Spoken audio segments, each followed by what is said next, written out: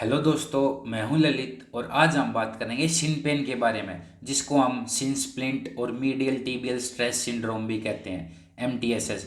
आज हम पूरी फिजियोलॉजी जानेंगे शिन पेन के बारे में, हमारे लोअर लेग के बारे में जानेंगे, उसकी बायोमैकेनिक्स जानेंगे, मतलब पूरा साइंटिफिक एनालिसिस करेंगे। ये जो आज मैं वीडियो बनाने जा रहा हूँ, ये शायद ही यूट्यूब पर किसी ने इतनी डिटेल में वीडियो बना रखी हो, मतलब एक एक पॉइंट को हम पूरे अच्छे से जानेंगे। तो ये वीडियो देखना चाहे आपने अभी अभी रनिंग करने की प्लानिंग की हो, या अभी दिल्ली पुलिस का जिनका फिजिकल है और आर्मी का जिनका फिजिकल है, मतलब सभी के लिए ज़रूरी है ये वीडियो देखना। तो इसमें हम पूरा साइंटिफिकली जानेंगे ये होता कैसे है, कैसे इसे बचा जा सकता है। तो चलिए दोस्तों, स्टार्ट करते हैं।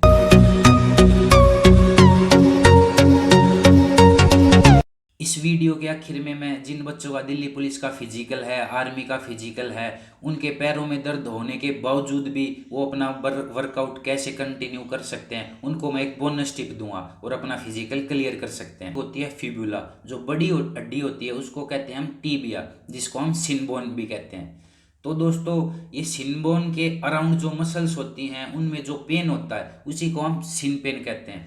अब बात आती है ये पेन होता कैसे है, इसके बारे में अब हम डिटेल में जानेंगे। इस वीडियो में मैं एक एक करके आपको रीजन बताऊंगा किस कारण पैर में दर्द होता है, सिन पेन होता है, और उसका सॉल्यूशन बताऊंगा साथ के साथ में डिटेल में। देखो, इस दर्द के कई कारण होते हैं, पर जो सबसे मेन रीजन होता है वो होता है आपने अभी अभी भागना स्टार्ट किया है। ये नहीं है कि आप 5 किलोमीटर 2 किलोमीटर भागोगे, आप मतलब कम समय में ज़्यादा दौड़ लगा लेते हो। आपने आज 5 किलोमीटर भाग लिए, कब कल 2 किलोमीटर भाग लिए, उससे अगले दिन आप 3 किलोमीटर भाग लिए, मतलब over A short period of time आपने अपनी रनिंग इंटेंसिटी इंक्रीज कर दी। तो ये सबसे बड़ा कारण होता है। तो होता क्या है, इसको डिटेल में जानते हैं। जैसे आपने अभी अभी भागना स्टार्ट किया, तो भागने से क्या होगा, जो आपकी सिनबोन है उस पर दबाव पड़ेगा, उस पर स्ट्रेस पड़ेगा। स्ट्रेस पड़ने से क्या होता है, जैसे जो हमारी बोन होती है सिनबोन, उसके अराउंड जो मसल्स होती है वो मसल्स इस बोन से कनेक्ट होती हैं, उसके बीच में होते हैं कनेक्टिव टिश्यू, जो पॉइंट ऑफ कांटेक्ट होता है उसको बोलते हैं हम tendon, muscle to bone connection. तो वहाँ पे जो कनेक्टिव टिश्यू होते हैं, जहाँ जो पॉइंट ऑफ कांटेक्ट होता है, भागने से क्या होता है वहाँ पे टीयर आ जाते हैं, वो मसल हो जाता है, वो टेंडन, वो मसल्स थोड़ी थोड़ी फट जाती हैं। तो उससे क्या होता है, थोड़े छोटे टीयर आ गए, उससे आपको दर्द होता है। तो यही होता है सिन पेन एक्चुअली। अब इसका सॉल्यूशन क्या है, आपको कैसे ग्रेजुअली अपनी जो रनिंग इंटेंसिटी है वो कैसे इंक्रीज करनी है, आपको कैसे भागना। मान लो ये आपका फर्स्ट दिन है, ये नहीं है कि आपको पहले ही दिन 5 किलोमीटर भागना है, 2 किलोमीटर भागना है, नहीं। अब जिन बच्चों का दिल्ली पुलिस का फिजिकल होगा या किसी का आर्मी का फिजिकल आ जाता, वो क्या करते हैं, 1 मिनट में, एक ही दिन में आज भागना स्टार्ट किया, आज ही 5 किलोमीटर भाग लिए, कल 2 किलोमीटर, कल 3 किलोमीटर। सबसे बड़ी वो यही गलती करते हैं, इस वजह से उनके सिन पेन होता है। तो आपको कैसे भागना है, कैसे क्या करना है दोस्तों, ये भागने का जो प्रोसेस होता है ये 3-4 महीने में डेवलप करना होता है। 3-4 महीने में जाके आपके अंदर स्ट्रेंथ बनती है। मान लो ये आपका फर्स्ट वीक है, फर्स्ट वीक में आपको क्या करना है, ये 7 दिनों में से आपको बस 5 दिन वर्कआउट करना है। 5 दिन में से 3 दिन आपको क्या करना है, 3 दिन आपको करना है रनिंग और वॉकिंग का कॉम्बो, मतलब आपको भागना है और चलना है। अब वो कैसे करना है, मान लो ये आपका फर्स्ट वीक है, 7 दिन है, 7 में से आपको करना है 5 दिन वर्कआउट, और 5 दिन में से 3 दिन आपको क्या करना है, 3 दिन आपको करना है रनिंग वॉकिंग कॉम्बो। वो कैसे, जैसे आपकी जो वर्कआउट ड्यूरेशन होनी चाहिए वो होनी चाहिए 20 मिनट की। 20 मिनट में से आपको 18 मिनट पैदल चलना है और 2 मिनट भागना है, मतलब 2 मिनट भाग लिए, 18 मिनट पैदल चलना है। तो और बिल्कुल नॉर्मल इंटेंसिटी से, ये आपका फर्स्ट वीक में 3 दिन आपको रनिंग वॉकिंग कॉम्बो करना है 20 मिनट तक। तो अगले हफ्ते क्या करना है, अगले हफ्ते करना है आपको अपना 10% बढ़ा देना है वॉकिंग डिस्टेंस। मान लो इस बार आप 18 मिनट तक चले, अगली बार आप 20 मिनट तक चलोगे, उससे अगले हफ्ते में आप फिर 22 मिनट तक चलोगे, उससे अगले हफ्ते में आप 24 मिनट तक चलोगे। तो ऐसे आपको वॉकिंग हर हफ्ते इंक्रीज करनी है। और रनिंग कैसे इंक्रीज करनी है आपको, इस फर्स्ट वीक में 5 में से 3 दिन आपने कर लिया, 2-2 मिनट भाग लिए 3 दिन, तो अगले वीक में क्या करना है, आपको 4 मिनट भागना है। उससे अगले वीक में आपको करना है 6 मिनट भागना, उससे अगले वीक में 8 मिनट भागना है। तो ऐसे करके ये 3-4 महीने का प्रोग्राम होता है जो आपको फॉलो करना होता है, उसके बाद ही आपके पैर में स्ट्रेंथ डेवलप हो पाती है। जैसे किसी भी गेम को खेलने के, सीखने के, उसके कुछ बेसिक्स होते हैं, रूल्स होते हैं, वो आप फॉलो करते हो तभी जाके आपको वो खेल खेलना आता है। तो ऐसे ही रनिंग का ये बेसिक होता है, ये रूल होते हैं। You have to gradually increase your running strength. मतलब 3-4 महीने में आपके अंदर धीरे धीरे स्ट्रेंथ बनेगी। मैंने मोस्टली कुछ चीज़ को देखा, उनको पता ही नहीं होता, वो बच्चों को सीधा ही पहले दिन इतना भगा देते हैं, दूसरे दिन उनको पता ही नहीं होता 3-4 महीने में जाके इनके अंदर स्ट्रेंथ बनानी होती है। तो ये गलत है।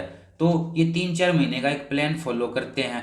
प्लान फॉलो करने के बाद ही आप एबल होते हो कि आपको शिन पेन ना होगा। उसके बाद आप नॉर्मल वर्कआउट कर सकते हो। जैसे हफ्ते में 7 में से 6 दिन आप सिर्फ भाग सकते हो। आज 5 किलोमीटर भाग लिए, कल 2 किलोमीटर, फिर 1600 मीटर के स्प्रिंट लगा लिए। तो ऐसे करके मतलब ये वर्कआउट जो आप होता है, ये 3-4 महीनों के बाद फॉलो करने का होता है, अपने अंदर स्ट्रेंथ बना के। और कोई लोग ऐसे करते नहीं ताकि उनको, फिर इसीलिए उनको शिन पेन होता है। रनिंग से पहले आपको डायनामिक वार्म अप करना पड़ता है। रनिंग के बाद आपको स्ट्रेचिंग करनी पड़ती है, कैसे करनी पड़ती है, स्ट्रेंथ की एक्सरसाइज करनी पड़ती है। इसके बारे में मैं आपको किसी अलग वीडियो में बताऊंगा। अगर जो आपको वो वीडियो चाहिए तो कमेंट करके मेरे को बताना। तो मतलब जैसे आपकी स्ट्रेंथ, कौन सी मसल्स को आपकी ने स्ट्रेंथ करना, आपके ग्लूट्स, आपके क्वाड्रिसेप्स, आपके हैमस्ट्रिंग्स, आपके ट्राइसेप्स सूरे, आपके आर्कलिस टेंडन, आपके हिप फ्लेक्सर्स, आपका ग्रोइन, इन सभी को स्ट्रेच करना पड़ता है, स्ट्रेंथ करना पड़ता है, ताकि भागते वक्त इन मसल्स पे भी इक्वली प्रेशर आए और आपके सारा का सारा प्रेशर आपकी बोन्स पे ना आए, आपके जॉइंट्स पे ना आए, आपकी शिन बोन पे ना आए और आपको पेन ना हो। तो इन मसल्स की स्ट्रेंथनिंग भी बहुत ज़रूरी है ताकि आपको पेन ना हो।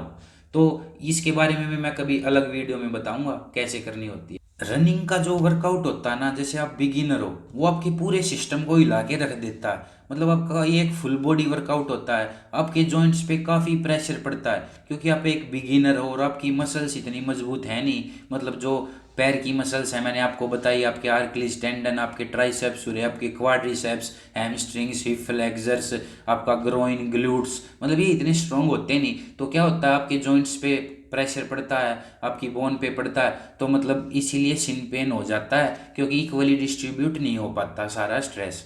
तो इसीलिए आपको दर्द होता है। इससे बचने के लिए आपको क्या करना है, इससे बचने के लिए आपको करनी है क्रॉस ट्रेनिंग। क्रॉस ट्रेनिंग मतलब 5 में से 3 दिन मैंने आपको बताया, आपको रनिंग वॉकिंग कॉम्बो करना है और 2 दिन फिर क्या करना है, यही होती है क्रॉस ट्रेनिंग। तो क्या होता है, जैसे आज आपका फर्स्ट वीक है, आज आपने क्या किया, रनिंग वॉकिंग कॉम्बो किया, और अगले दिन फिर आप क्या करोगे, साइकिलिंग करोगे। फिर उससे अगले दिन क्या करोगे, फिर आप रनिंग वॉकिंग कॉम्बो करोगे। उससे अगले दिन क्या करोगे, आप स्विमिंग पूल में गए, आपने स्विमिंग कर ली या साइकिल चला ली, अगर जब वो अफोर्डेबल नहीं है तो मतलब ये होती है क्रॉस ट्रेनिंग। 7 में से 5 दिन आपको ऐसे करना, एक दिन रनिंग वॉकिंग कॉम्बो और एक दिन साइकिलिंग या स्विमिंग, फिर अगले दिन रनिंग वॉकिंग कॉम्बो, उससे अगले दिन रनिंग, उससे अगले दिन साइकिलिंग या स्विमिंग, ऐसे करना आपको। इससे लगातार आपके जो जॉइंट्स पर, आपकी बोन्स पर ज़्यादा प्रेशर भी नहीं पड़ेगा और मतलब वो रिकवर भी कर पाएंगी, धीरे धीरे उनमें स्ट्रेंथ भी डेवलप हो जाएगी और आपको सिन पेन नहीं होगा। तो ये 3-4 महीने का पूरा एक कोर्स होता है, उसके बाद ही आपके अंदर स्ट्रेंथ बन पाती है। ये बेसिक्स बातें होते हैं, काफ़ी को चीज़ को पता भी नहीं होता। आपके 2 पॉइंट हो गए, you have to gradually increase your running intensity and you have to do cross training. तीसरा पॉइंट आता है, आपको क्या करना है। अब हम थोड़ा बायोमैकेनिक्स के बारे में जानेंगे। आपको भागना कैसे है, आपको भागते वक्त अपनी एडी रखनी है, अपना पंजा रखना है, क्या करना है, इस बायोमैकेनिक्स के बारे में जानेंगे। फर्स्ट थिंग इज, आपको ओवर स्ट्राइडिंग नहीं करनी है। ओवर स्ट्राइडिंग मीन्स भागते वक्त आपका जो पैर है वो आपके सेंटर ऑफ मास या ग्रेविटी से आगे नहीं होना चाहिए। मतलब जैसे आप इमेज में भी देख सकते हो, भागते वक्त आपका जो पैर है वो काफ़ी आगे है। इससे क्या होगा, इससे ओवर स्ट्राइडिंग से आपकी जो हील है वो जमीन पे टच होगी, और वो टच होने से क्या होगा, उससे होगा एक ब्रेकिंग फोर्स प्रोड्यूस। मतलब वो फोर्स इक्वली डिस्ट्रीब्यूट नहीं हो पाएगा आपकी पूरी बॉडी में और आपके जॉइंट्स पर ज़्यादा प्रेशर पड़ेगा, तो गारंटीड आपको इंजरी होगी। तो ये होता है ओवर स्ट्राइडिंग। आपको ओवर स्ट्राइडिंग नहीं करनी है। तो आपको क्या करना है, आपका जो पैर है वो आपका पैर आपके सेंटर ऑफ मास, आपकी ग्रेविटी के नीचे होना चाहिए, ग्रेविटी के पास होना चाहिए, मतलब आपका जो पैर है। तो आपको भागते वक्त ओवर स्ट्राइडिंग नहीं करनी है। जो स्प्रिंटर होते हैं उनका पैर बिल्कुल भागते वक्त मतलब उनके सेंटर ऑफ मास के करीब होता है, और जो लॉन्ग डिस्टेंस रनर होते हैं उनका पैर होता है जो उनकी फ्लेक्सिंग नी होती है, फ्लेक्सिंग नी के परपेंडिकुलर ही होता है। मतलब फ्लेक्सिंग नी के परपेंडिकुलर से आगे नहीं होता जो लॉन्ग डिस्टेंस रनर होते हैं। जैसा आप इस क्लिप में भी देख सकते हो, उसेन बोल्ट कैसे भाग रहा है, मतलब जो उसका पैर है भागते वक्त उसके बिल्कुल सेंटर ऑफ मास के करीब है। और दूसरी क्लिप में आप देख सकते हो जो लॉन्ग डिस्टेंस रनर है, भागते वक्त जो उसका पैर है उसके फ्लेक्सिंग नी के परपेंडिकुलर से आगे नहीं है, तो मतलब ये सेंटर ऑफ मास के बिल्कुल करीब ही है।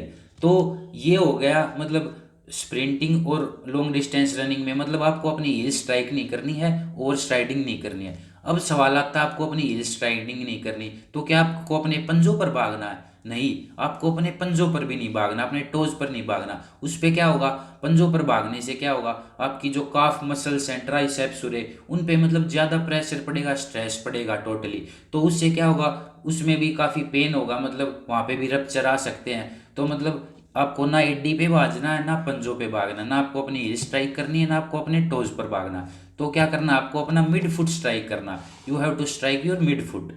ओवरऑल आपको ओवर स्ट्राइडिंग नहीं करनी है और आपको अपना मिड फुट स्ट्राइक करना है, जैसा आप क्लिप में भी देख सकते हो।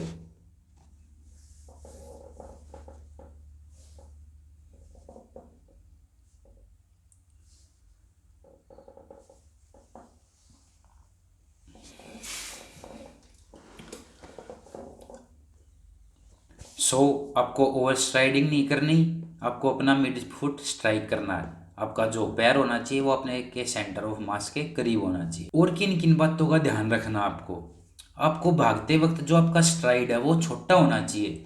मतलब जो आपका पैर है खोलते हो, जैसे कई कहते हैं भागते वक्त आप चौड़े चौड़े पैरों से भागो, मतलब लंबे लंबे कदमों से भागो।